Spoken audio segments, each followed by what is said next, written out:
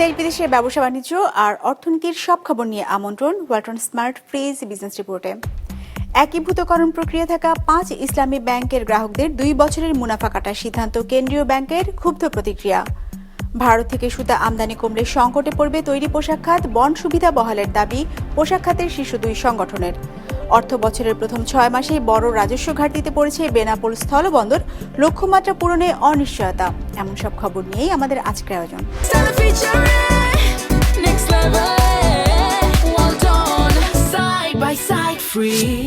একীভূত হওয়ার প্রক্রিয়া থাকা 5 ব্যাংকের 2 বছরের মুনাফা কাটার সিদ্ধান্তে ক্ষুব্ধ প্রতিক্রিয়া জানিয়েছেন গ্রাহকরা।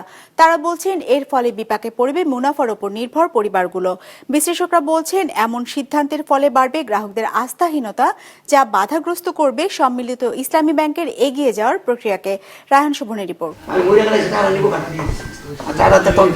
প্রায় 1.5 বছর ধরে ব্যাংকে যাওয়া আসা, নতুন নতুন প্রতিশ্রুতি আর নিয়মের নানা বেড়াজালে অনেকটাই ক্লান্ত হাশেম ও তার পরিবার।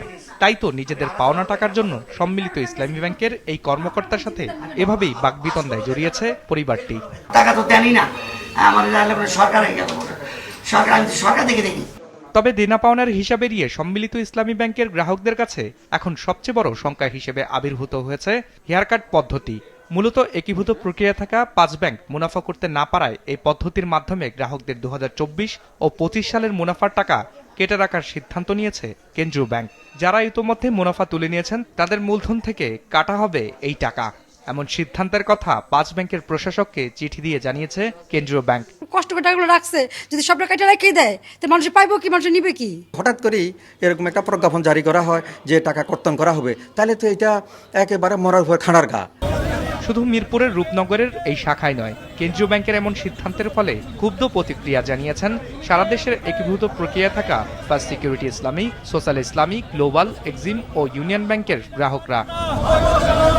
আমরা ব্যাংকে টাকা রাখার সময় এতগুলো টার্মস এন্ড কন্ডিশন মেনে টাকা রাখি নাই, আমাদের টাকা ফেরত দেওয়ার সময় কেন উনি এতগুলো টার্মস এন্ড কন্ডিশন মেনে দিবেন? বাংলাদেশ ব্যাংকের তথ্য অনুযায়ী এই 5 ব্যাংকে 75 লাখ গ্রাহকের আমানত হিসেবে বর্তমানে জমা আছে 1,31,000 কোটি টাকা।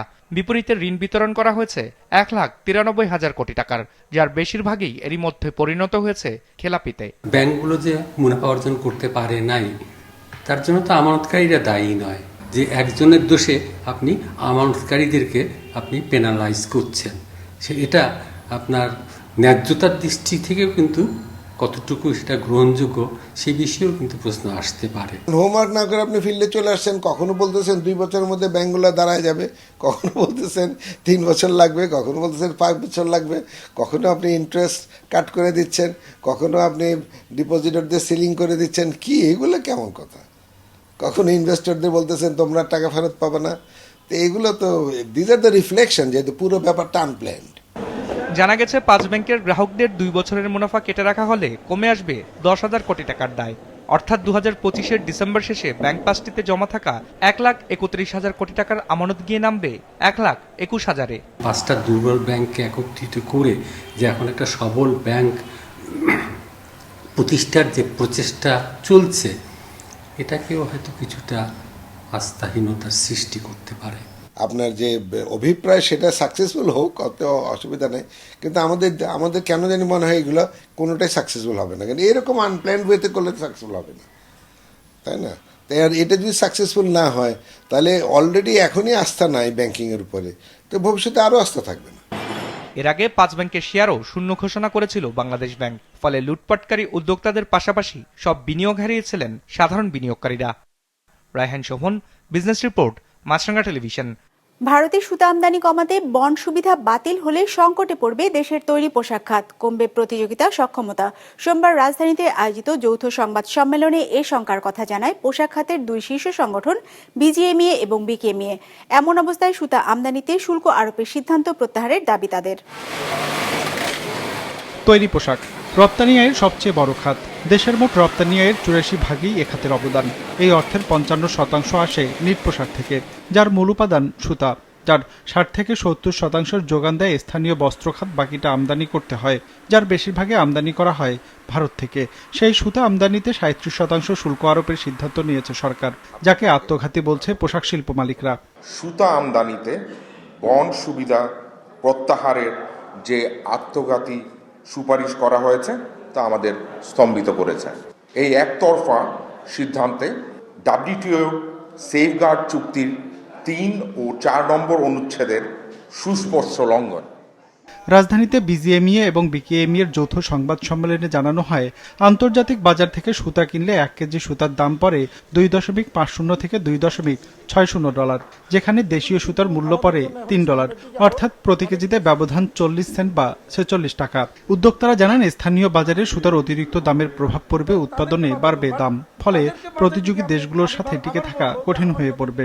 আন্তর্জাতিক বাজারের সাথে আমি কিন্তু কম্পিটিশনে যেতে হবে, সুতরাং আমাকে সম্পূর্ণ যদি আমাকে লোকাল ইন্ডাস্ট্রিকে করতে হয় কম্পিটিটিভ, একই সাথে কিন্তু আমাকে কম্পিটিটিভনেসটাও কিন্তু আন্তর্জাতিক বাজারের সাথে ধরে রাখতে হবে, আদারওয়াইজ আমি আন্তর্জাতিক বাজারে প্রতিযোগী সক্ষমতাটি কিন্তু হারিয়ে ফেলব। দেশের বস্ত্র কারখানাগুলোর গুণগত মানের সুতা উৎপাদনের সক্ষমতা নেই জানিয়ে বস্ত্র খাতকে সুরক্ষায় আমদানি শুল্ক না বসিয়ে নগদ সহায়তা প্রদানের পরামর্শ দেন উদ্যোক্তারা। একই সাথে এ খাতের সক্ষমতা বাড়াতে জ্বালানি মূল্য যৌক্তিক পর্যায়ে নামিয়ে আনা, স্বল্প সুদে ঋণ প্রদানের পরামর্শ তাদের। দাবি জানিয়েছেন সুতা আমদানিতে শুল্ক আরোপের সিদ্ধান্ত প্রত্যাহারের। দেশের অর্থনৈতিক স্থিতিশীলতা ও কোটি মানুষের কর্মসংস্থানের স্বার্থে এই অযৌক্তিক সিদ্ধান্তে অবিলম্বে প্রত্যাহারের জন্য আমরা সরকারের কাছে বিনীত অনুরোধ করছি। অন্যথায় শিল্পের অস্তিত্ব রক্ষার জন্য আমরা কঠিন পদক্ষেপ নিতে বাধ্য হব। অনুষ্ঠানে জানানো হয়, একটি খাতকে বাঁচিয়ে অন্য 2টি শিল্পকে হুমকির মধ্যে ফেলা হচ্ছে। এমন অবস্থায় দেশের শিল্প রক্ষায় সব পক্ষের সাথে বসে সম্মিলিত উদ্যোগ নেয়ার তাগিদ দিয়েছেন খাত সংশ্লিষ্টরা। রঞ্জিবুল মিজান, বিজনেস রিপোর্ট, মাছরাঙ্গা টেলিভিশন।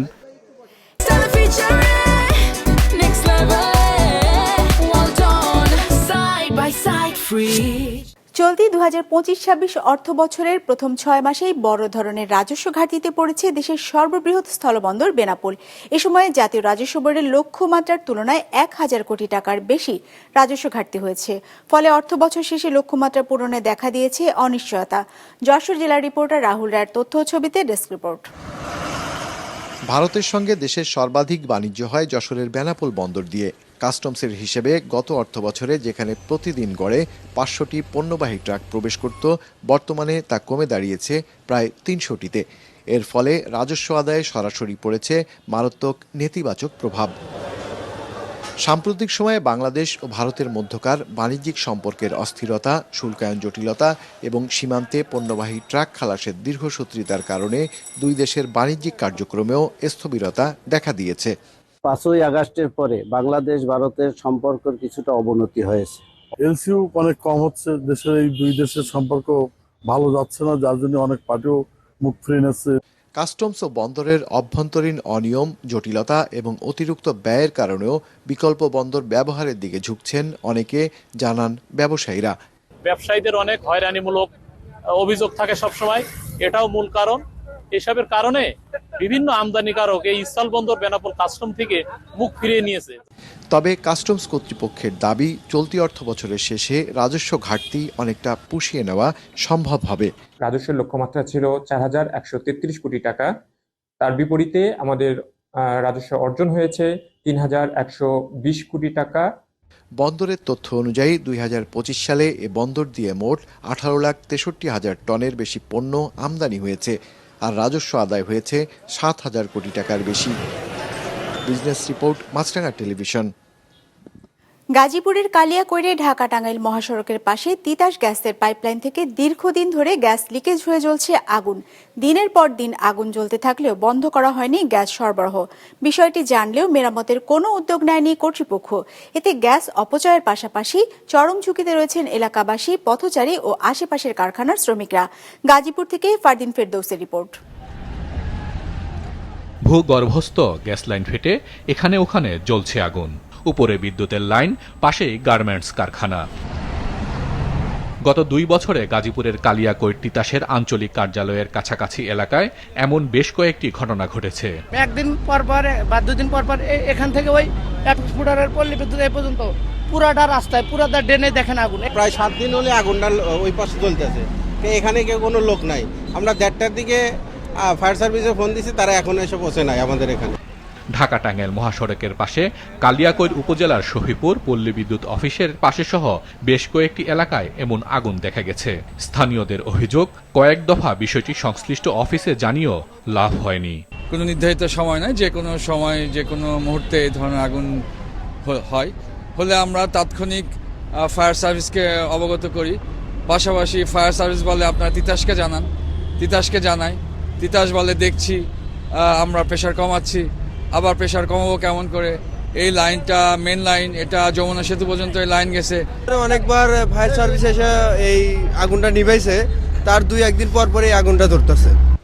ব্যস্ত এই মহাসড়ক দিয়ে যানবাহনের পাশাপাশি প্রতিদিন চলাচল করে হাজার হাজার মানুষ। পাশেই রয়েছে পোশাক কারখানা। গ্যাস থেকে এমন আগুন যে কোনো সময় বড় দুর্ঘটনার আশঙ্কা জানিয়েছেন স্থানীয়রা। কিছুদিন থেকে এই সমস্যাটা দেখা দিচ্ছে, কিন্তু আসলে কোনো পরিত্রাণ হচ্ছে না। আসলে এখান থেকে বড় ধরনের একটা দুর্ঘটনা যখন হবে, তখন আসলে দায়ভার নেবে কি? শিল্প এলাকা, মানুষের চলাচল খুব কঠিন হতে, রিস্কের মধ্যে পড়েছে। আগুনের খবরে সম্প্রতি ঘটনাস্থল পরিদর্শনে যায় তিতাস কর্তৃপক্ষ, তবে সাংবাদিকদের সাথে কথা বলতে রাজি হয়নি কেউ। প্রতিষ্ঠানটির জোনাল ব্যবস্থাপক ফোনে অবশ্য লিকেজের বিষয়টি স্বীকার করেছেন।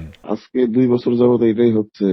ঢাকা টাঙ্গাইল রোডে বিভিন্ন জায়গায় লিকেজ, আমরা তো না হলেও প্রায় 25-30টার মতো লিকেজ মেরামত করছি। এখন কতগুলো আছে? এখন আপনি এটা বলতে পারবেন লিকেজ, আপনার এমার্জেন্সি ম্যানেজার আমিনুর রহমান ব্যবস্থা নিচ্ছেন না কেন? এগুলো বিষয়ে আমি জানি না, লিকেজ বিষয়ে আমরা দেখি না, আমরা সেন্সে আছি তো, লিকেজের বিষয়ে আমরা জানি না। দ্রুত গ্যাস লিকেজ সমস্যার স্থায়ী সমাধান দাবি করেছেন এলাকাবাসী, গার্মেন্টস কর্মী ও পথচারীরা। বিজনেস রিপোর্ট, মাছরাঙা টেলিভিশন।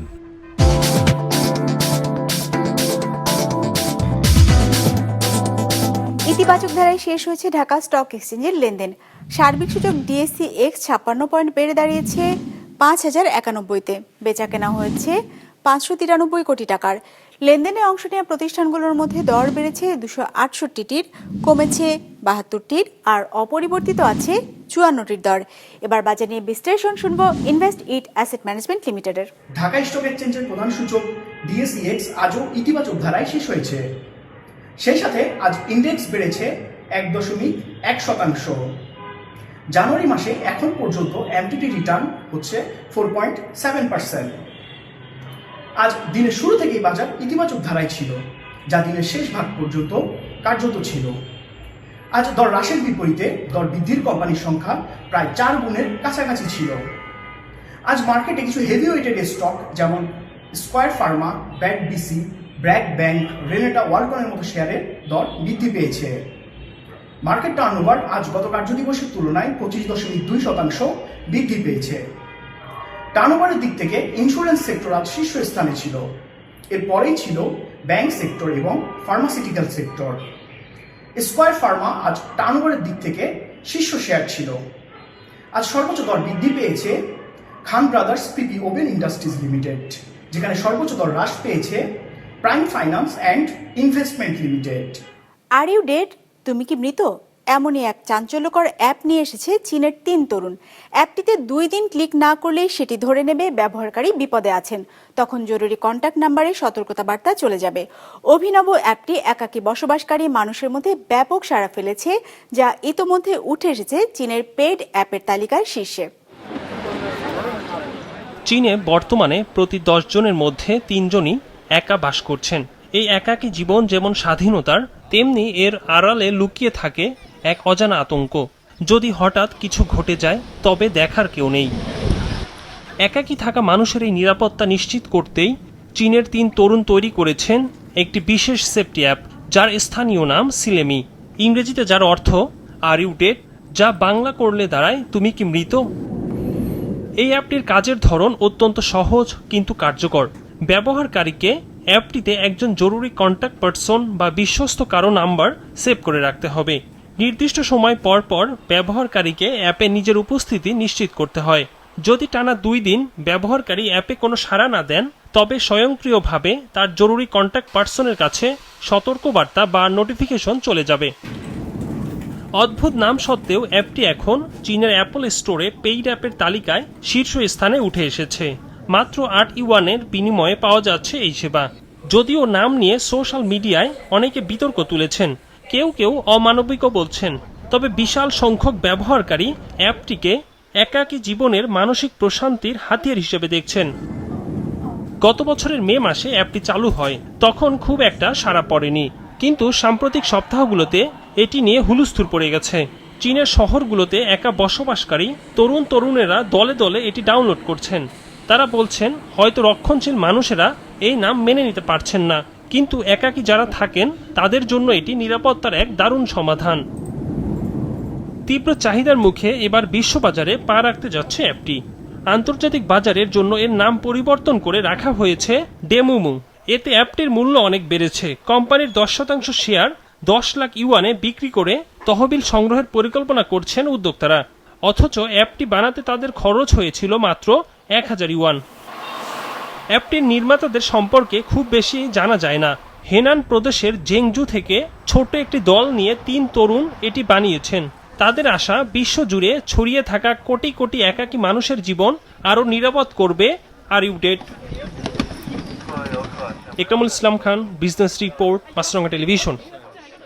দর্শক, আমাদের যে কোনো পর্ব নিজেদের সুবিধাজনক সময় দেখতে সাবস্ক্রাইব করুন বিজনেস রিপোর্টের অফিসিয়াল ইউটিউব চ্যানেল। ফেসবুক পেজে লাইক দিয়ে আপডেট থাকুন ব্যবসা বাণিজ্যের আলোচিত সব ঘটনা সম্পর্কে। আর আপনাদের মতামত জানান কমেন্টস অথবা ইনবক্সে।